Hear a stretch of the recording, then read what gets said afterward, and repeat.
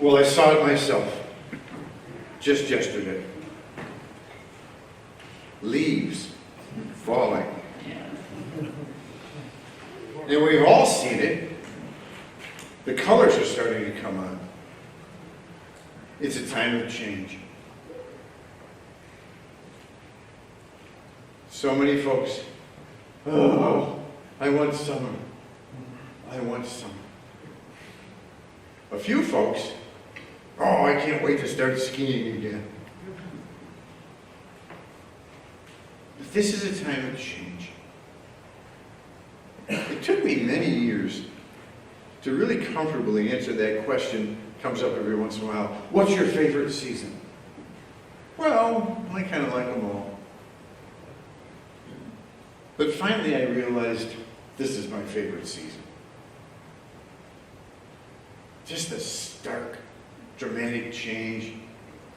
Even the air changes. If you go into the woods, these aromas begin to arise. It's just, I find it very energizing. Time of change.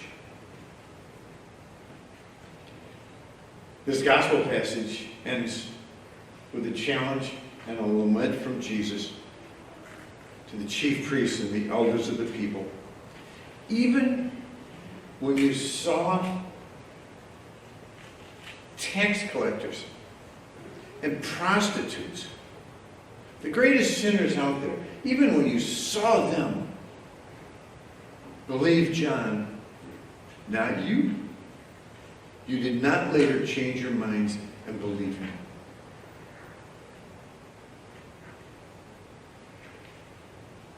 We all tend to resist change. We love what's comfortable. Of course, when the change is our idea, that's okay. But if it comes from somebody else, we like it this way. And yet, following him demands openness to change. Come follow me. They left their boats and their fishing gear. Their dad.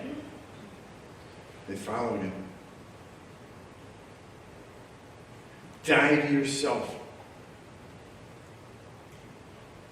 What a change. What a change. And how about that little line from the second reading? St. Paul to the Philippians. Humbly look upon others as more important than yourselves. Now, we have some beautiful gestures of etiquette. Often followed, not always, but after you. And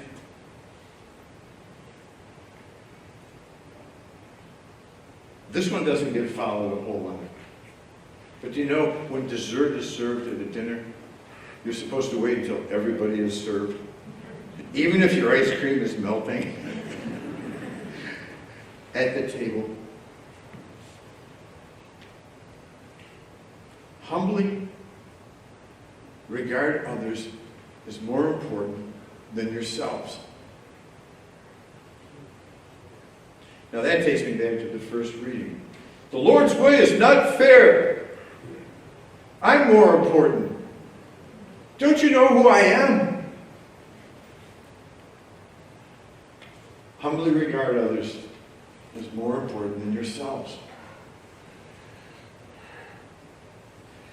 I was with a friend, a deacon, recently, and he shared this line that was just right between the eyes. Somehow we were talking about dealing with difficult people, and he just volunteered how he handles it. Inside, he keeps telling himself, God loves this person as much as he loves me. Maybe almost as much. God loves this person as much as he loves me.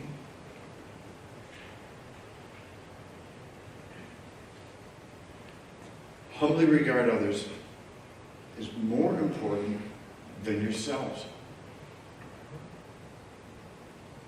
Can you imagine how your life would change if you began to do that? How the world would change? I came across a little story. A woman came to a pastor, just enraged and up to here with her husband, planning to divorce him, and saying to the pastor, I want to make him suffer as much as he's made me suffer. She was just crazy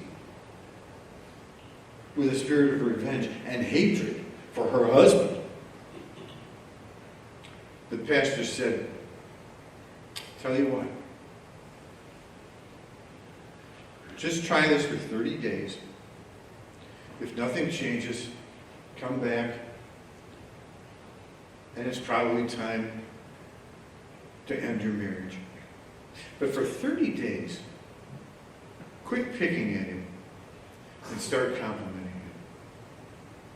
For 30 days, go out of your way to express love and respect. You know where this is going. And sure enough, they had an appointment. She came back after a month and said, I'm not going to divorce. I love this man. It was not an easy change.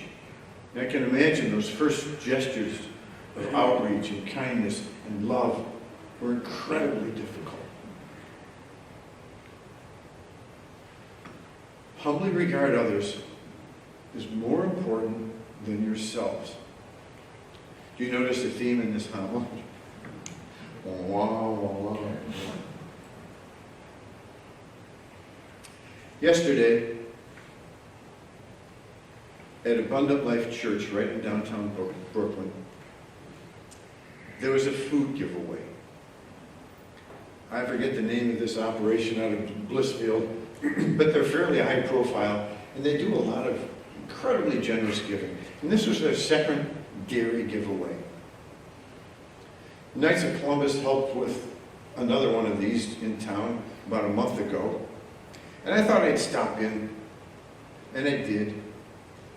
And an hour before it was supposed to end, they had given everything away. But it was all dairy. Milk, cheese, butter. I remember seeing a list. Heck, there was even chocolate milk involved. No questions asked. Just come, take what you can use or take what you can pass on. Well, a couple of the area pastors were there, whom I work with in this little ecumenical group. And I couldn't think of the name of Rick Hilborn. I had to look it up just before Mass yesterday. But he's pastor at Cross Point Church on M50, just north of US 12. So as I was trying to look up his name online, it wasn't there. I guess he's that humble that he doesn't flash his name out there. I came across this. Cross Point Church. Our mission is simple. Pursue Jesus, deny self, help others.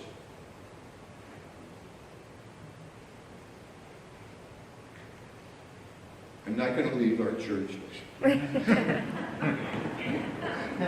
when I looked again, I said, well, wait a minute. It's not just help others, but help others also pursue Jesus.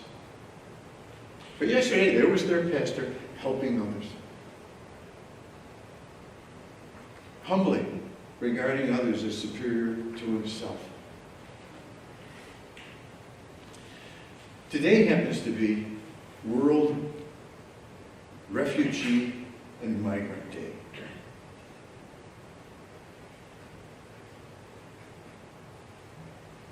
You know, on the one hand, there's this whole sense of threat from immigrants. Who are they? What are they doing here? And here is this gospel call to change. This challenging message from Paul. Humbly regard others as superior to yourselves. You'll hear in the preface, in the Eucharistic prayer, this message of God's fatherhood and love for all people.